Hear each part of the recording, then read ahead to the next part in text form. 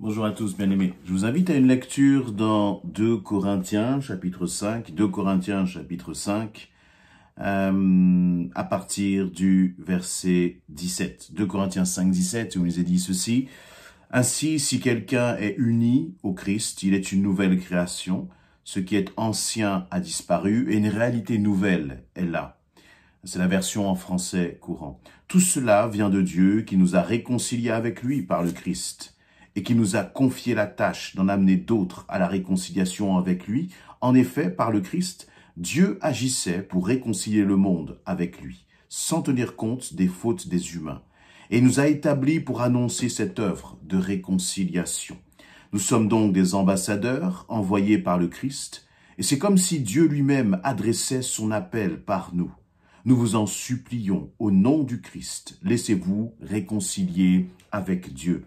Le Christ était sans péché, mais Dieu l'a chargé de notre péché, afin que, unis à lui, nous soyons rendus justes devant Dieu. Amen. Voilà, j'aimerais qu'on puisse méditer, réfléchir quelques instants ensemble sur la profondeur de ce message concernant notre mission. Premièrement, il va commencer, donc l'apôtre Paul va commencer en rappelant ceci, c'est que lorsque nous sommes unis à Christ, lorsque nous avons donné notre vie à Christ, lorsque Christ est venu habiter en nous, eh bien nous sommes devenus une nouvelle créature. Et en tant que justement nouvelle créature, eh bien lui nous a réconciliés maintenant avec Dieu. Christ nous a réconciliés avec le Père. Il nous est dit en effet par le Christ, Dieu agissait pour réconcilier le monde à travers Jésus, sans tenir compte des fautes des humains. Et merci Seigneur parce que lorsque tu nous as appelés, tu nous as attirés à toi, tu n'as pas regardé à nos fautes, tu n'as pas regardé à nos péchés, tu n'as pas regardé à la saleté de notre cœur, à nos agissements, à notre façon de penser misérable, mais tu nous as simplement aimés. Et nous pouvons dire merci au Seigneur pour un tel amour. Merci au Seigneur d'avoir manifesté justement ce qu'on appelle la grâce, c'est-à-dire cet amour immérité à l'égard des hommes, Seigneur éternel, mon Dieu. Merci parce que tu l'as fait à mon égard, parce que sinon je ne mérite rien, je ne mérite pas d'être aimé de Dieu. Et pourtant, il m'aime, et pourtant, il t'aime toi aussi. Et nous nous réjouissons de cela. C'est tellement réconfortant de réaliser que lorsque même tous les hommes te rejettent, même lorsque dit le psalmiste, ton père et ta mère t'abandonnent, lui, Dieu, eh bien, il te recueillera toujours. Merci Seigneur pour cela. Merci Seigneur, mais maintenant, nous voyons que d'accepter Christ, d'accepter de recevoir l'amour de Christ, eh bien nous engage à une réciprocité, nous engage à une responsabilité. Que nous est-il dit? Il nous est dit donc au verset 18, donc que lui qui nous a réconciliés avec le Christ, il nous a confié la tâche d'en amener d'autres à la réconciliation avec lui.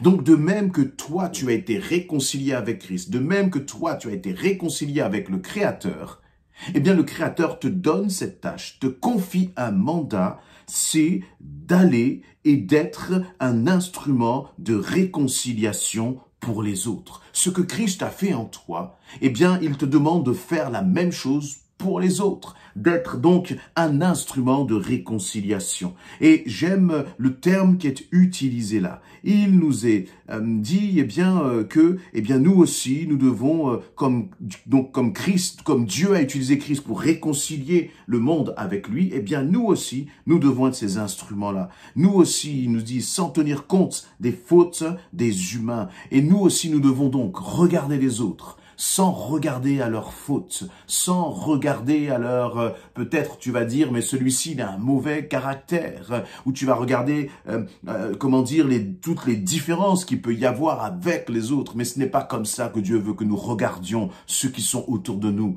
Le Seigneur veut que tu regardes ton époux comme un objectif de réconciliation entre lui et le Père. Et le Seigneur t'envoie, toi, personnellement, pour que tu sois cet instrument de réconciliation. Il va utiliser un terme magnifique. Au verset 20, nous sommes donc des ambassadeurs envoyés par le Christ. Et cet ambassadeur, il a une mission. Ce n'est pas de parler en son nom. Ce n'est pas de partager sa propre vision du monde ou ses propres philosophies ou son propre, comment dire, sa propre façon de voir les autres ou de voir le monde. Ce n'est pas du tout à cela que le Seigneur nous demande et ce n'est pas du tout à cela que le Seigneur nous appelle. Le Seigneur nous appelle à une chose, il nous dit, vous êtes ambassadeurs, envoyés par le Christ. Et c'est comme si Dieu lui-même adressait son appel par nous. Dieu adresse donc un appel par toi. Je voudrais qu'on s'arrête sur ce mot envoyé. Nous avons été appelés par Christ. Si nous avons donné notre vie à Christ, c'est parce qu'il nous a appelés. Il est venu nous chercher en montant sur cette croix. Eh bien, il nous a appelés. Il s'est montré, il s'est donné lui-même et nous l'avons accepté. Et en retour maintenant que Christ t'a appelé, que tu l'as reçu, eh bien, il t'envoie, tu fais partie de ces envoyés. Verset 20, tu as été envoyé par le Christ en tant qu'ambassadeur.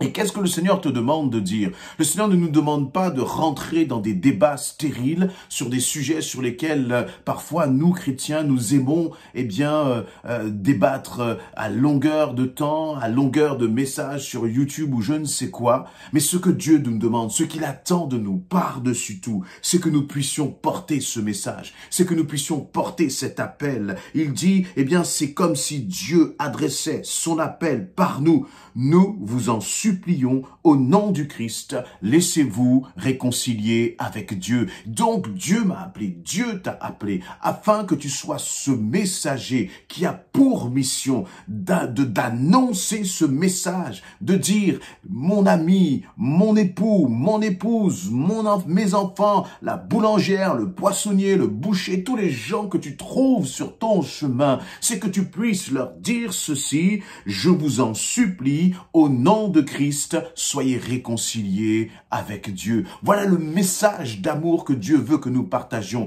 Voilà en tant qu'ambassadeur ce que Dieu veut que nous annoncions. Et je voudrais dire que, vous voyez, l'ambassadeur, il a des privilèges. Il a cette plaque diplomatique sur laquelle il y a marqué enfant de Dieu. Tu es ambassadeur du royaume. Et toutes les ennemis, toutes les puissances maléfiques ne peuvent pas te toucher, ne peuvent pas t'atteindre parce que tu as cette plaque sur laquelle il est écrit ambassadeur du royaume de Dieu. Et merci Seigneur pour cela. Merci Seigneur pour cette protection. Maintenant, cette protection en tant qu'ambassadeur, ce rôle et cette mission, ta position en tant qu'ambassadeur te donne aussi des responsabilités. C'est donc d'agir selon la volonté, selon vraiment en droite ligne avec celui qui t'a envoyé. Agir avec et selon le cœur de Dieu et rien d'autre. Et qu'est-ce que cela veut dire? Christ n'est pas seulement venu pour parler et annoncer un message. Christ, lorsqu'il est venu, il a vécu ce message. Il a vécu ce message d'amour. Et le Seigneur ne veut pas seulement que nous soyons là comme à prendre, j'allais dire, un haut-parleur et à crier dans les rues, soyez réconciliés avec Dieu. Ce n'est pas seulement cela que Christ veut que nous fassions. Ce n'est pas seulement cela que le Créateur attend de toi, attend de moi en tant qu'ambassadeur. Mais je crois qu'il faut que toute notre vie, nos actions, nos paroles, notre comportement annoncent ce message. Il faut que ton comportement, que mon comportement soit aligné avec le message qui sort de ma bouche. Il faut que mes actions aussi proclament, soient réconciliées avec Dieu, mon ami. Il faut que mon comportement proclame cela. Il faut que ton comportement en tant qu'épouse, peut-être, tu as un mari qui ne connaît pas Christ. Eh bien, il faut que ton comportement annonce à ton mari, sois réconcilié, mon époux, avec Christ. Il faut que ton comportement en tant qu'époux à l'égard de ton épouse annonce aussi cela. Dans nos relations avec nos enfants, il faut que notre message soit simple, direct, unique.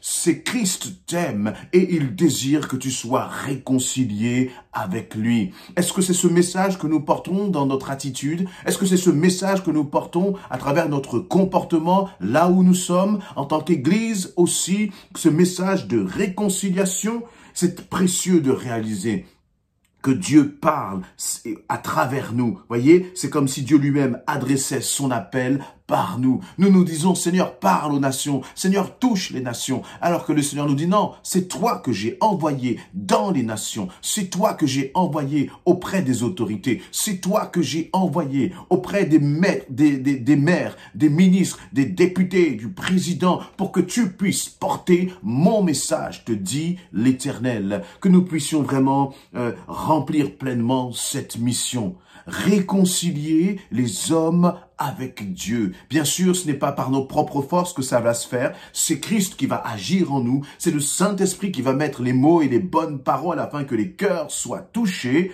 Mais le Saint-Esprit ne fera pas sans nous. Le Saint-Esprit ne fera pas sans notre accord, sans notre approbation. Très souvent, mon pasteur a l'habitude de dire que le Saint-Esprit est un gentleman. Dieu ne nous forcera pas, mais il nous confie cette mission. Soyons vraiment ses ambassadeurs, dignes du royaume de Dieu, qui accomplissons la mission que le Seigneur nous a confiée. Amen. Merci Seigneur pour ta protection. Merci Seigneur pour, cette plaque diplomatique qui nous protège de tous nos ennemis. Mais en retour, Éternel mon Dieu, nous voulons aussi être reconnaissants et partager ce message d'amour, ce message qui est simple, qui est clair et qui dit que mon ami, si tu ne te positionnes pas devant Dieu, si tu ne choisis pas Jésus-Christ, eh bien ce Dieu qui t'aime et qui est plein d'amour, il reviendra aussi. Et lorsqu'il reviendra, il y aura le temps du jugement, ce qu'on appelle le jugement dernier. Et au jugement dernier, seuls ceux qui seront justes, c'est-à-dire qui auront donné leur vie à Christ, eh bien, seront sauvés, auront accès au Père. Il n'est donc pas la question d'une religion. Il n'est donc pas la question du choix d'un rituel. Il n'est donc pas la question d'un choix, de bons comportements ou de bonnes actions à accomplir, mais il est simplement question d'une chose: as-tu accepté Jésus-Christ dans ta vie? Je t'en supplie, mon ami, sois réconcilié avec Christ si tu ne le connais pas encore. Et toi qui connais Christ, alors sois cet ambassadeur de Christ qui porte ce message de réconciliation. Apaisons nos colères dans nos maisons, calmons nos rancunes, effaçons nos rancunes, le manque de pardon, tout ce qui peut bloquer à ce message de réconciliation, qu'il soit balayé de nos cœurs et que nous puissions revenir et rester sur l'essentiel, proclamer l'amour de Christ à tous ceux qui sont perdus. Amen.